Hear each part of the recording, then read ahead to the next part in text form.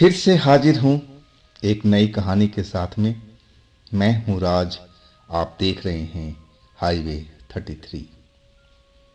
दोस्तों, आज मैं आपको ले चलूँगा बिहार छपरा। ये छपरा की थोड़ी ही दूरी की कहानी है, आसपास की कहानी मतलब। ये कहानी जो हमें भेजे हैं उनका नाम भूषण है। घटना 2009 की है। भूषण के पास में दो गाड़ियाँ थी। दो भाई थे, उनके पापा दो भाई थे और दोनों भाई कार चलाने का काम करते थे। शादी ब्याह में, कोई इमरजेंसी सर्विस में। और इसके बाद ये घटना उनके साथ में हुई थी। तो क्या हुआ था भूषण जी के साथ में, चलते हैं आगे इस कहानी में। लेकिन दोस्तों, अगर आप मेरे चैनल पर अभी तक आपने सब्सक्राइब नहीं किया है तो प्लीज़ जल्दी से कर लीजिए और साथ में बेल आइकन को ज़रूर दबाइएगा ताकि सबसे पहले वीडियो का नोटिफिकेशन आपके पास पहुंचे। तो शुरू करते हैं भूषण जी की ये कहानी। दोस्तों, मेरा नाम भूषण है। ये घटना 2009 की है। ऐसी घटना ना तो मैंने कभी सुना था ना देखा था, जो उस रात को हुआ था, जिसको याद करके मेरा दिल अभी भी कांप जाता है। मेरे पापा दो भाई थे। घर की पारिवारिक कलह के कारण मेरी बड़ी मम्मी आपस में झगड़ती रहती थी खाना बनाने में, छोटी छोटी बात पर। तो आखिरकार मेरे पापा, बड़े पापा, अब जो खाना बनाने का सिस्टम था, आंगन तो एक ही था, घर एक ही था। अब आंगन में 4-5 घर थे और चूल्हा एक ही था। तो वो चूल्हा बढ़ चुका था, बाकी सब कुछ इकट्ठा ही था। राशन पानी से लेकर के खेत बधार तक सब कुछ इकट्ठा ही था। गाड़ियां भी एक ही साथ में थी। अब वो जो रोज रोज का कलेश होता था ना, उससे पापा बड़े दुखी रहते थे। और आखिरकार जो उन्होंने फैसला लिया था, उस फैसले से घर में शांति हो गई थी। अब मेरी माँ, बड़ी माँ अलग अलग खाना बनाती थी और एक दूसरे से अब बिल्कुल दूर रहती थी। अब तो झगड़ा जैसे शांत सा हो गया था। और इसी बीच मेरे बड़े पापा का बेटा यानी मेरे बड़े भाई और उनकी शादी का रिश्ता तय हो चुका था। बारात जो जानी थी वो लगभग दूसरे ज़िले में था और कम से कम 5-6 घंटा का रास्ता ज़रूर था। अब बारात में पूरे गांव को लेके जाना था। हमारे पास दो गाड़ियाँ थी, एक थोड़ी पुरानी थी और एक तो बिल्कुल नहीं थी। अब फैसला लिया गया था कि 2 बस कर लेंगे बड़ी सी और अपनी एक गाड़ी चलेगी नई वाली, और वो गाड़ी दूल्हा दुल्हन के लिए सुरक्षित रहेगी। बाकी लोग सब बारात में जो जाएंगे वो सब बस में बैठ के जाएंगे। इस गाड़ी में इधर से दूल्हा, और मैं तो खैर ड्राइवर बन ही चुका था, अब मेरे दोनों पापा जाएंगे इधर से। और वापसी में सिर्फ मेरे भाई यानी दूल्हे राजा, मेरी भाभी यानी दूल्हे दुल्हन, ये लोग वापस आएंगे। अब यही सब फैसला हो करके बारात निकल चुकी थी। बारात सही टाइम पर पहुंच गई थी। सब लोग उस टाइम का आनंद ले रहे थे। खाना पीना सब कुछ सही चल रहा था।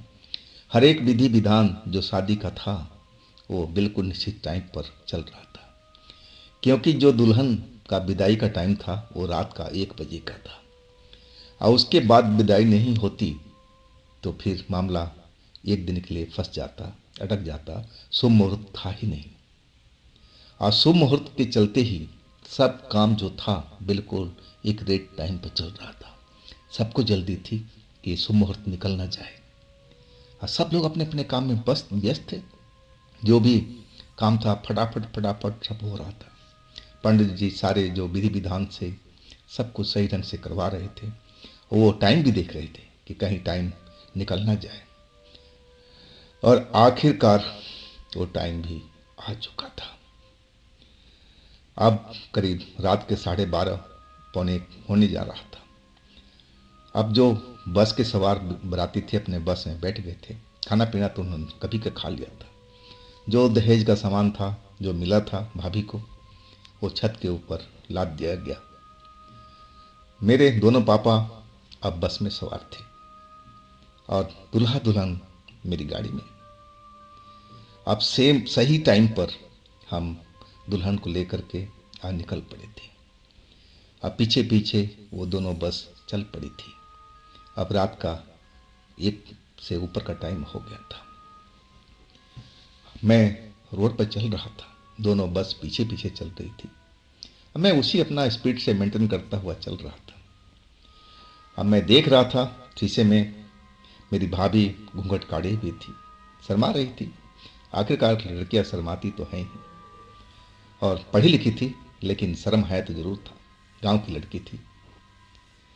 अब मेरे भाई जो थे अब उनको नींद सी आ रही थी, वो ऊँघ रहे थे।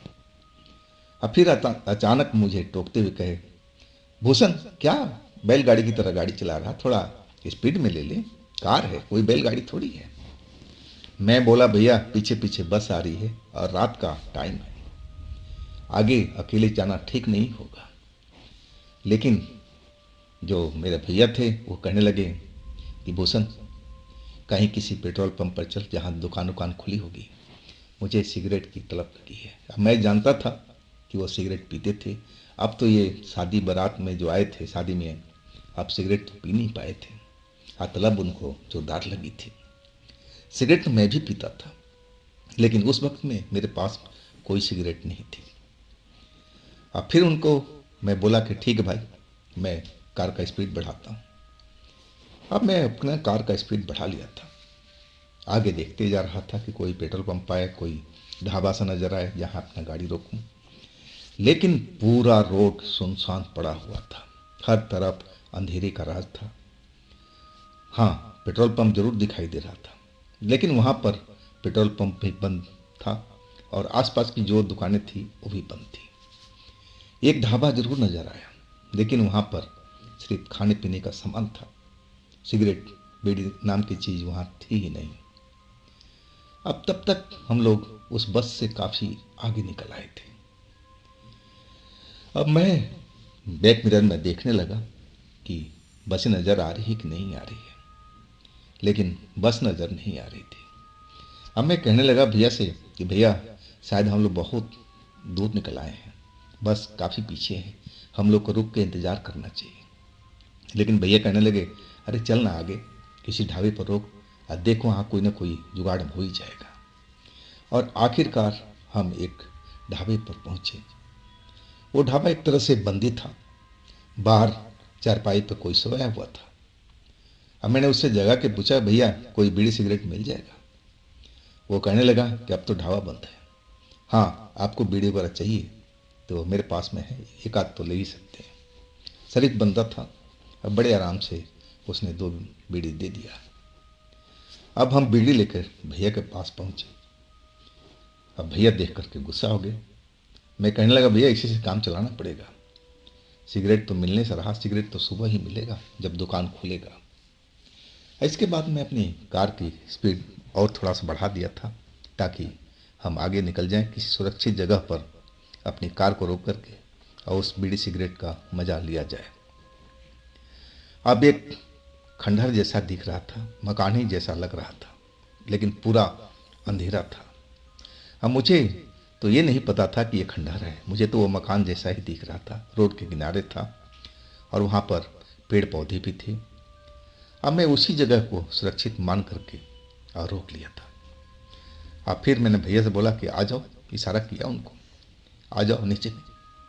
अब फिर हम दोनों नीचे उतर गए थे। भाभी पिछली सीट पर अभी भी शायद वो सो रही थी, नींद में थी, और उनको जगाना ठीक भी नहीं था, नहीं तो बीड़ी सिगरेट वाला भेद खुल जाता।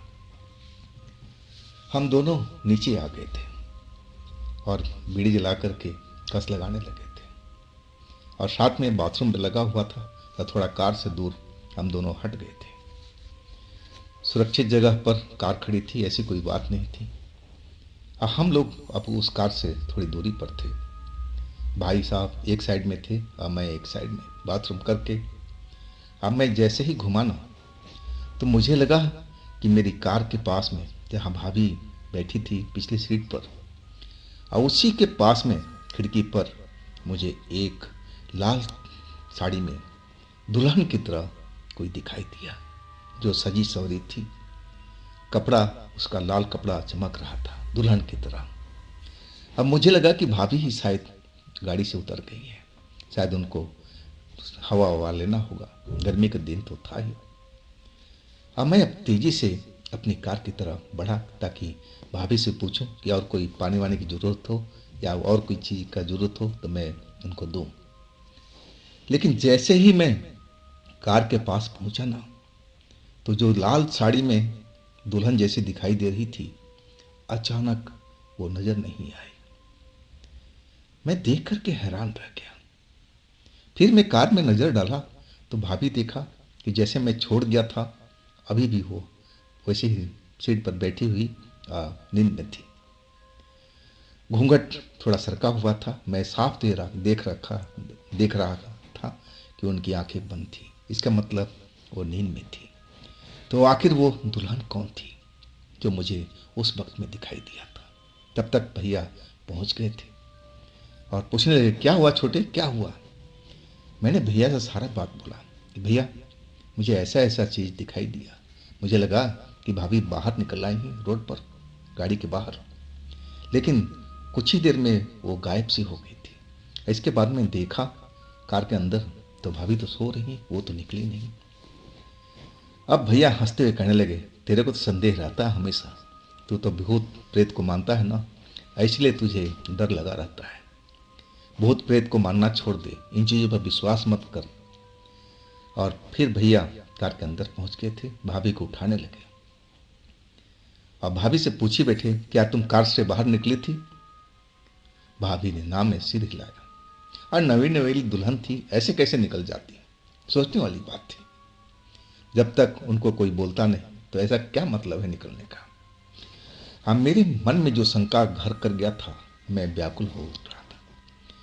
मेरे जो नज़रों ने देखा था वो कोई धोखा नहीं था। बिल्कुल मैंने अपनी आंखों से सब कुछ देखा था।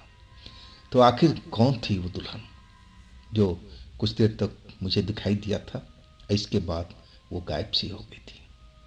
कपड़ा लत्ता जैसे मेरी भाभी ने पहन रखा था, लाल साड़ी जैसा जो दुल्हन पहनती है, वैसे ही चमकता हुआ कपड़ा उनका था। अब भैया कहने लगे कि अरे, तूने कोई सपना देख लिया होगा, ऐसा कोई बात नहीं है, तू तो हमेशा लोगों को डराता रहता है, तो भूत प्रेत में हमेशा विश्वास करता ना, इसलिए सब चीज़ें तेरे को नज़र आती है। तो भी इनको चक्कर छोड़, चल आगे कार निकाल, किसी सही जगह पर देख करके कार रोकते हैं, आप बस का इंतज़ार करते हैं। अब मैं भैया के कहना मान करके गाड़ी आगे बढ़ा दिया। भैया पीछे बैठ गए थे। गाड़ी चलती जा रही थी। अब मैं यही सब सोच रहा था कि आखिर कौन थी औरत जो मुझे दिखाई दी थी, क्या हो सकती है। मैं इसी उधेड़ बुन में लगा हुआ था, कार चलाते जा रहा था। और आखिरकार भैया की घुटी घुटी सी चीख सुनाई पड़ी। और जैसे ही मैं देखा पीछे मुड़ करके, तो भाभी और भैया के बीच में एक लाल साड़ी में एक औरत बैठी हुई थी। बड़ी ही भयानक उसकी आंखें थी। देखने में वो चुड़ैल से कम नहीं लग रही थी। अब तो जैसे मेरे होश उड़ गए थे। भैया डर के मारे पीछे कांप रहे थे। अब भाभी तो जैसे अभी भी नींद में थी, सोई हुई थी। उनको तो होश ही नहीं था कि इस कार में अभी क्या चल रहा है। भैया एकदम डर के मारे घुटी घुटी चीख निकाल रहे थे। उनके गले से सही ढंग से आवाज़ ही नहीं निकल रहा था। और तब तक मैं जो गाड़ी का ब्रेक था लगा दिया था। और जैसे ही गाड़ी का ब्रेक लगाना, अब मैं गाड़ी से नीचे उतर गया था। अब भैया को पिछला गेट खोल दिया, भैया जल्दी नीचे उतरो। लेकिन जैसे ही गेट खुला ना, तो मैं क्या देख रहा हूँ कि भैया जैसे बेहोश हो गए हों। और वो जो औरत मुझे दिखाई दे रही थी वो अचानक गायब हो गई थी। अब तो जैसे मैं कांप गया था। इस हड़बड़ी में भाभी का नींद भी खुल गया था। अब भाभी मेरी तरफ देखे जा रही थी। ये सब क्या हो रहा है? भैया को क्या हुआ? भैया तो सीट पर लुढ़क सा गए थे। अब मैं भैया को जगाने लगा, होश में लाने लगा। भैया उठो, भैया उठो, आपके साथ क्या हुआ? लेकिन भैया की जो आंखें थी एकदम बंद थी, खोल नहीं पा रहे थे। हाँ, सांसें जरूर चल रही थी। फिर मैं फटाफट पानी का बोतल निकाल करके छिड़काव करने लगा, और जैसे ही पानी का बोतल से पानी छिड़का उनके चेहरे पर, भाभी हैरानी से देख रही थी कि आखिर ये सब क्या हुआ। वो तो नींद में थी, उनको कुछ मालूम भी नहीं था। अब मेरी तरफ देखते जा रही थी कि मैंने पूछना चाहती हूँ कि ये सब क्या हो रहा है। और तब तक भैया होश में आ गए थे, और जैसे ही होश में आए वो कांप गए थे डर के मारे। अब कहने लगे, छोटे जल्दी से निकल यहाँ से, आसपास देख भी रहे थे। अब मैं बोला, भैया मैंने आपको बोला था ना कि मुझे एक औरत दिखाई पड़ी थी। अब भैया तो एकदम डरे हुए थे, चिल्ला रहे थे कि छोटे इस जगह से जल्दी से निकल, जल्दी से निकल, किसी सेफ जगह पर चल। अब फिर मैं अगले पल उस गाड़ी में सवार हो गया था। गाड़ी तेज तेज भगाता हुआ अब अपने रास्ते पे चल रहा था। बसें जो दोनों थी अभी भी नज़र नहीं आ रही थी, ना जाने कहाँ रह गई थी। इसके बाद हम लोग एक ढाबे पर रुके थे। ढाबा खुला हुआ था और वहाँ एक दो ट्रक वाले भी खड़े थे। वो कोई चाय पी रहा था और कोई कुछ और नाश्ता पानी कर रहा होगा। अब उस ट्रक वाले ढाबे पर हमने जा कर के अपने कार को रोका था। हम डरे हुए थे तीनों लोग। भाभी कुछ बोल नहीं पा रही थी, लेकिन मैं चेहरा देख करके जरूर बता सकता था कि वो बेहद घबराई हुई हैं, डरी हुई हैं। अब भैया के तो जैसे होश उड़ा हुआ था। और आखिरकार मैं भैया को बोला, आप बाहर आ जाइए, भाभी को बाहर ले आइए, और यहाँ पर हम लोग चाय पीते हैं, चाय बनवाता हूँ, ऑर्डर करता हूँ, तब तक आप भाभी को ले करके आ जाइए। अब मैं ढाबे के पास पहुँच गया था, चाय का ऑर्डर दे दिया था और चाय बनने भी लगा था। वो दो ड्राइवर जो थे, एक तो चाय पी रहा था, वो थोड़ा अधेड़ व्यक्ति था, वो हमारी तरफ घूर घूर के देखने लगा था। अब भैया भाभी को कार से उतारने में मदद कर रहे थे, क्योंकि उनका जो कपड़ा था थोड़ा भारी था। अब दुल्हन थी तो ऐसा तो होना ही था। बड़ी संभाल संभाल करके भैया भाभी को उतारे और लेकर के आए। तब तक वो अधेड़ व्यक्ति जो ड्राइवर हमारी तरफ देख रहा था, भाभी की तरफ देख रहा था, कभी भैया की तरफ देख रहा था।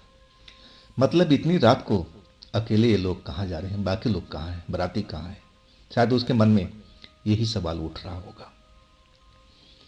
अब चाय भी हमें मिल गया था। मैं भैया को चाय दिया, भैया भाभी को भी चाय दे दो। अब भैया तो एकदम डरे हुए थे, अभी भी लग रहा था उनके हाथ पैर जैसे अभी कांप रहा हो। और वो ड्राइवर अब सारा फोकस भाभी की तरफ, भैया की तरफ कर दिया था। अब मुझसे रहा नहीं गया।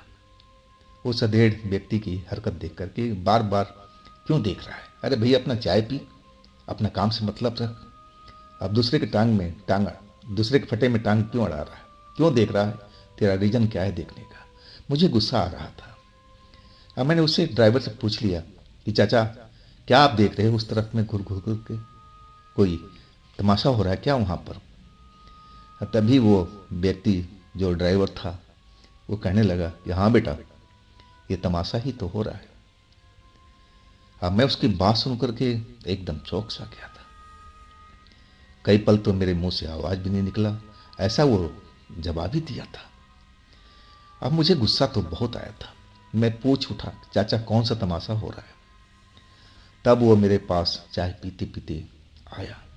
अब बोला, बेटा 2 मिनट मेरे पास में आओ, बैठो इधर में।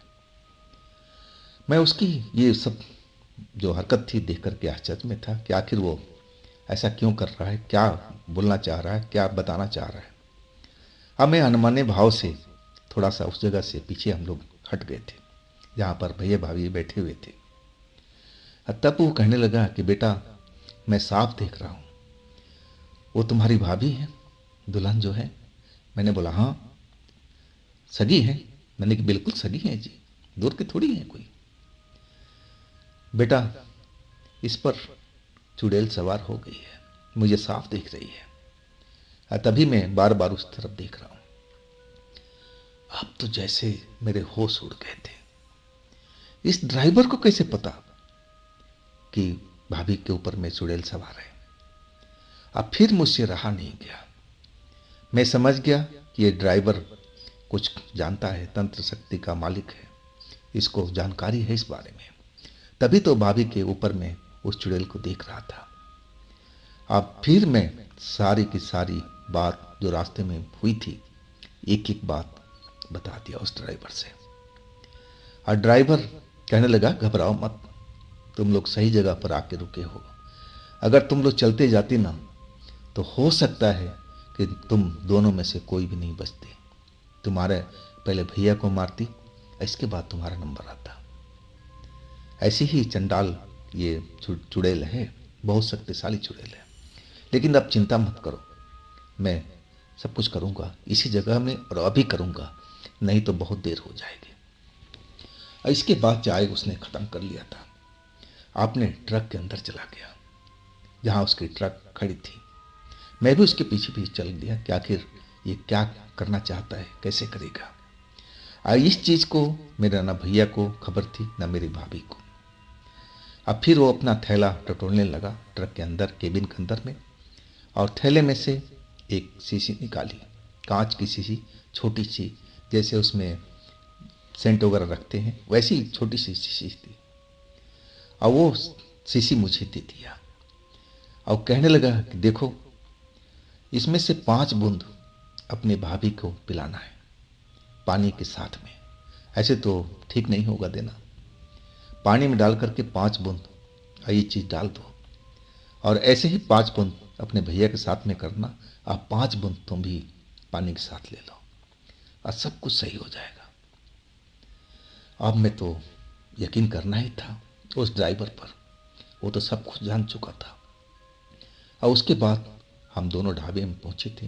पानी के गिलास में 5-5 बूंद, 3 गिलास बनाए, और तीनों में 5-5 बूंद वो जल डाला, पवित्र जल जो ड्राइवर ने दिया था।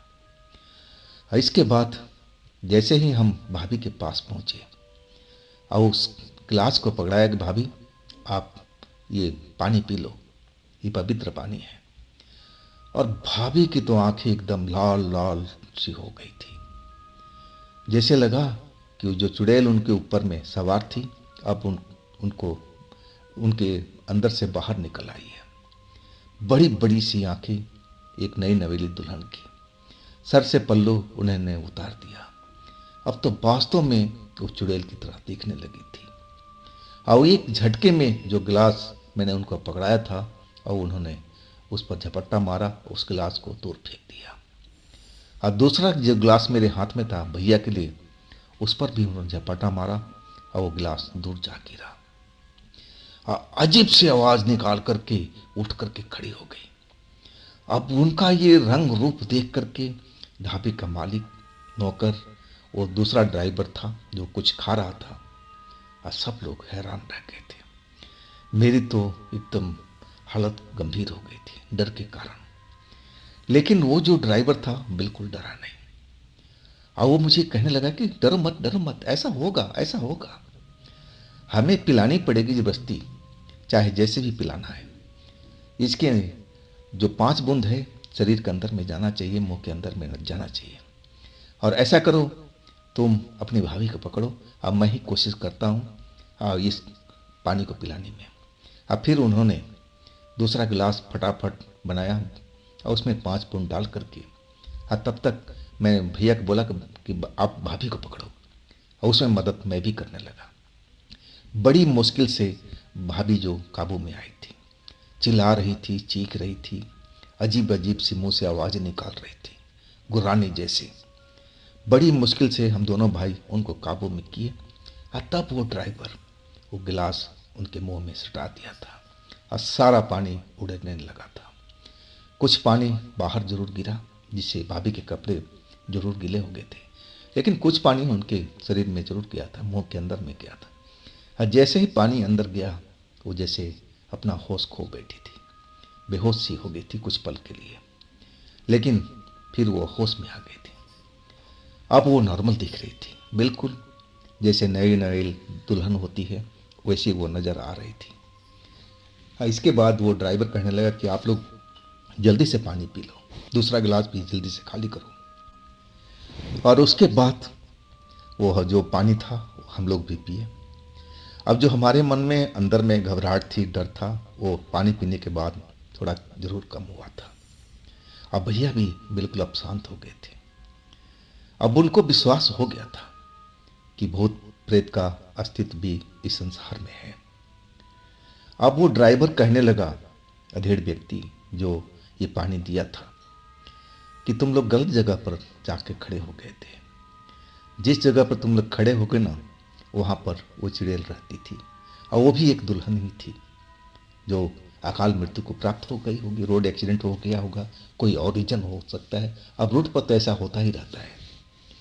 अब वो तुम्हारी भाभी को देखी ना तो उससे बर्दाश्त नहीं हुआ, क्योंकि वो भी दुल्हन थी।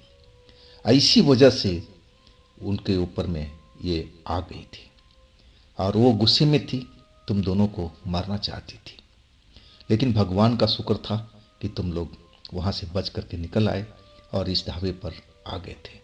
और ये भी एक ईश्वर का वरदान था कि मैं इस जगह पर मौजूद था। नहीं तो तुम लोग अगर आगे जाते ना तो तुम्हारे साथ में कुछ भी हो सकता था। वो तुम दोनों को मार भी सकती थी, कुछ भी कर सकती थी। अब ये जो वाकया हुआ था, सही मायने में हम दोनों के दोनों भाई डर चुके थे। मैं तो भूत प्रेत पर पहले से भी यकीन करता था। मैं जानता था कि जिस रोड पर हम लोग चलते हैं ना, उसमें ना जाने कितने आत्माएं घूमती रहती होंगी। इतने सारे एक्सीडेंट रोड पर होते हैं तो उनकी आत्माएं रोड पर तो भटकती होगी ना। लेकिन भैया कभी नहीं मानते थे इन बात को। और आखिरकार इन घटना के बाद दोनों बस मुझे दिखाई दी गई आती हुई, और तब जाकर के हम बस को जाकर रुकवाए। और बस आकर रुकी, फिर वहाँ पर मैं अपने पापा, अपने चाचा मतलब बड़े पापा को सारी घटना से अवगत कराया था। इसके बाद वो लोग भी डर गए थे। अब फिर कहने लगे कि अब आगे नहीं जाना है, इसी ढाबे पर हम लोग रुकेंगे, चाय नाश्ता यहीं करेंगे और सुबह के सुबह हम लोग निकलेंगे। रात का सफ़र, वो भी एक नई नवेली दुल्हन के साथ में, ठीक नहीं होगा। और उनका सोचना बिल्कुल अपनी जगह पर सही था। इसके बाद तो हम लोग सुबह ही निकले थे। भगवान की कृपा थी कि सब कुछ उसी रात में सही हो गया था। अगर वो बेचारा ड्राइवर, अधेड़ व्यक्ति जो हमें नहीं मिलता उस टाइम पर, तो ना जाने हम लोग के साथ में क्या हुआ होता। तो दोस्तों, ये थी भूषण जी की अपनी कहानी। अगर आपके पास में ऐसी कोई घटना है जो आप मुझे बताना चाहते हैं तो आप मुझे इंस्टाग्राम पर या मेरे व्हाट्सएप नंबर पर अपनी घटना को शेयर कर सकते हैं। दोस्तों, ये भी चैनल आप ही का है, तो इसको भी अपना प्यार दीजिए, लाइक कीजिए, सब्सक्राइब कीजिए, शेयर कीजिए। और फिर हम मिलते हैं अगले रोज़ एक ऐसी घटना में। आप लोग अपना ख्याल रखिएगा। नमस्कार।